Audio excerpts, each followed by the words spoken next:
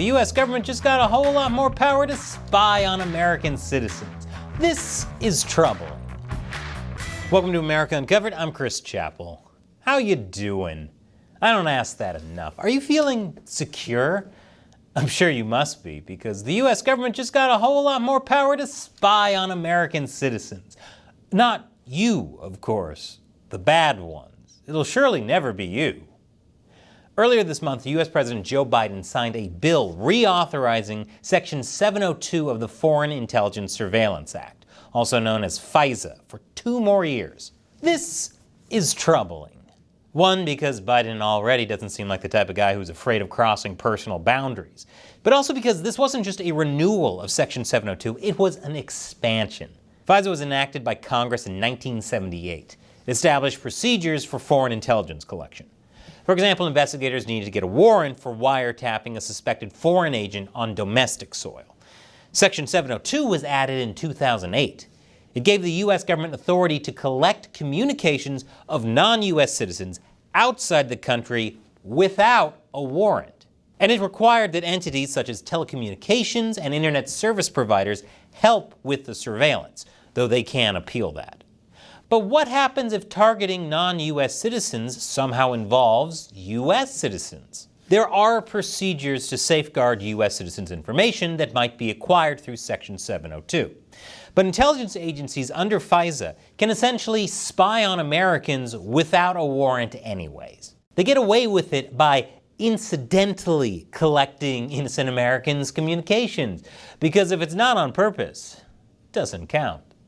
Kind of like how there's a difference between stealing diamonds and incidentally tripping while holding a hammer, smashing a jewelry store display case, and scooping up a bunch of diamonds into a bag before tripping out of the store into a getaway car, totally incidentally. But Section 702 was set to expire, and many were very happy. Not U.S. Attorney General Merrick Garland, though. He said during testimony last year that without Section 702, we would be intentionally blinding ourselves to extraordinary danger. It's just like what Benjamin Franklin said. Those who would give up liberty for a little bit of safety are super smart. Shut up and let the feds spy on you. But instead of letting it expire, Congress and Biden have extended it for another 2 years and made it even more powerful. Democratic Senator Ron Wyden went so far as to call it one of the most dramatic and terrifying expansions of government surveillance authority in history. Others are calling it an everybody is a spy provision. And that's because it greatly expands the definition of electronic communications service provider. Remember, as I said, Section 702 requires telecommunication companies and internet service providers to help with the FISA surveillance. And any service provider with access to equipment used to transmit or store electronic communications may be compelled to help with FISA surveillance. The same goes for custodians to those service providers. At face value, any other service provider appears to just cover things like data centers and cloud storage providers. But many are concerned that this could include more than just that.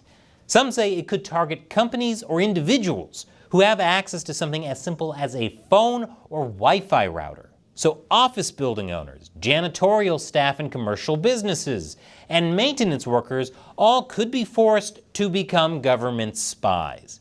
A janitor that's secretly a spy? Is this real life or the premise to the worst James Bond prequel, in Her Majesty's Secret Bathroom? Now, to be fair, the bill does make exceptions for things like public accommodation facilities, dwellings, community facilities, and food service establishments. They wouldn't count as electronic communication service providers compelled to help with FISA surveillance. Phew! Aren't we all glad the wise government has carved out exceptions to limit its power? There are some who remain skeptical. The Information Technology Industry Council, a global trade group that represents major tech companies, including Google and Microsoft, warns that any electronic communications service equipment provider or others with access to that equipment, including the employees or the employees of their service providers, would be subject to compelled FISA disclosure or assistance. The Electronic Frontier Foundation, a free speech advocacy group, claims that the FISA Section 702 expansion will usher in a 2-year expansion of unconstitutional mass surveillance, to which Edward Snowden replied, "First time?" The Freedom of the Press Foundation warns that this could have a chilling effect on journalism. Sources will rightly suspect that American newsrooms are bugged by the government, and journalists won't be able to reassure them that they're not because, for all they know, the building maintenance worker is an involuntary government spy. Let that sink in. This bill would somehow make people trust news organizations even less. I didn't think that was possible.